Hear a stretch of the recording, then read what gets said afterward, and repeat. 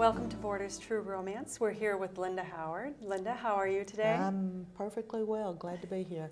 Glad to see you again. Good to see you. You have a new release. Burn. Can you tell the readers a little bit about that story? Well, I was evidently having a moment of psychosis, and I thought it would be fun to set a book on a cruise ship, and I'd never been on a cruise ship.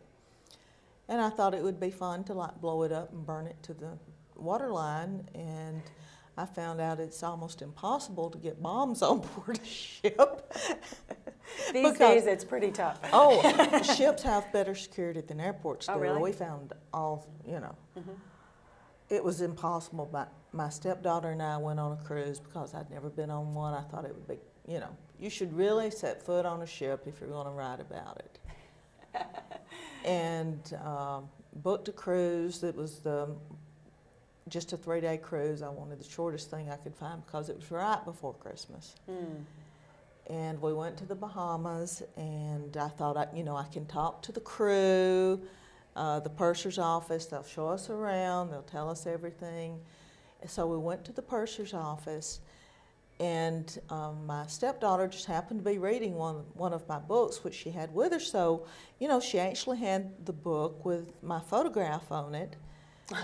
And I said, I'm Linda Howard, and I'm setting, the next book on a cruise ship, and I need to know if I can drill through the staterooms because I need to do surveillance because I'm blowing up the ship and burning it to the waterline. And the purser happened to be Russian. And she snapped to attention, and she said, just one moment.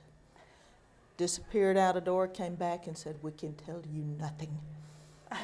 So, no information there. You took a cruise and couldn't get anything. Huh? All I could do was take photographs. That was it.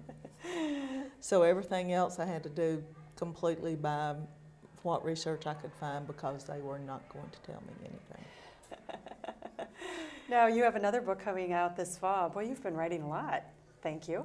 November 10th, Ice, yeah. Yes. And tell us a little bit about that. Ice is set during an ice storm in Maine. And it's basically a woman in jeopardy thing. She lives she has this isolated house, and she gets caught up there by the ice storm, not because she's stupid, but because 2 meth addicts broke into her house. And and they've got her locked upstairs, and they're downstairs doing drugs. And the sheriff of the place knows she's in town. He knows the ice storm's coming, and his son just arrives home on leave from the military, and it says go up there really fast, check on her, and he walks right into the situation. Ooh, that sounds like a good suspense story. One question I had from a reader is, do you still enjoy writing all the books that you write? Are you still enjoying writing? And what do you enjoy most about it? Ending it. I live in my head, I live with the stories, and the actual writing is the drudgery part. Mm-hmm. But I love the research, and I love I love getting to know the people and playing with the stories in my head and actually getting it on paper is the hard part. Mm-hmm. And do you enjoy writing about the characters more, or is it really the storyline that intrigues you? It's all tied together. It's all tied together. It's all tied together. It's getting to know these people and what happened to them. Okay. And for that time, they're very real to me. They're more real than most real people. So, does your husband read your books? No. Oh. No, he read one about a serial killer, and it scared him. He was afraid to sleep with me for a while. So. Did the serial killer kill her husband? No, I think it was just knowing that stuff like that was in my head. He cannot separate me from the books. Mm-hmm. And to me, they're totally separate things. I'm not writing about me. I'm not writing about people I know. I'm writing about these other people who are completely real to me, but they exist only in my head, and he can't make that separation. But then a lot of people can't. Yeah. A lot of readers can't. They, you know. Yes, they do. Yeah. Can sometimes think characters are very real. Yeah, yeah. Well, and they think that, you know, you're writing more from experience than you are anything else, and I hope not. Now, Linda, you live on a farm, right? Or a ranch? It's a farm. It's a farm? Yeah. Because you have cattle, as I recall. Cows and llamas. Oh, and llamas? And llamas. Oh, is that a new addition, or have you always had? Well, the llamas protect the cows. Oh, okay. They're guard llamas. But yeah, we have, I don't know how many cows we have. The cows are not mine. The cows belong to my husband. I want nothing to do with cows. They are stinky and they're stupid. And they're his. And something always happens when he's gone, and I have a cow emergency. And I get stuck having to take care of them. Now, do you ride horses, or No. Do you guys have horses on No, there? Oh, okay. no, we don't Okay. have horses. Okay.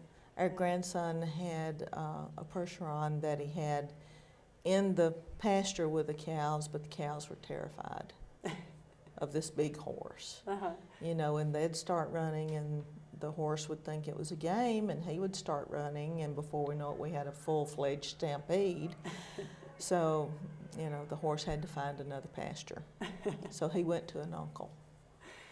So let me ask you, do you read? You do reading I read outside. constantly. Read constantly. Yeah. And so who are some of your favorite authors that you enjoy reading? Do you read within the genre, or you try and get out of it so you Yes. can get some other ideas Yes, or whatever? I read within the genre. You read, I read. Yeah. You know, I read a lot of suspense. I read a lot of guys, like Vince Flynn. I love Vince Flynn. You know, Stephen Hunter. Okay. You know, but then Janet Ivanovich and Eloisa James. You know, I read. I read. The only thing I don't read is horror, because it scares me. So what do you have on your to-be-published list? After we see ice in November, what do you have planned for 2010?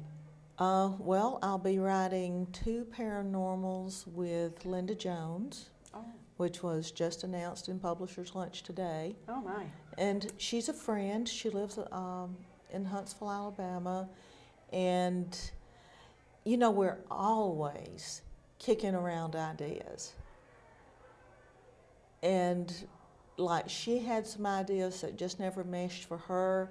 And I was thinking, oh, my God, I'd love to write that book. And then I had some ideas that, you know, I just didn't think were quite right for me, and she was like, oh my God, I'd love to write that book. So we're putting them together, and we have complementing strengths. You know, her strength is plotting, my strength is characterization, so together we make a whole writer. You know, you've always written suspense or contemporary stories.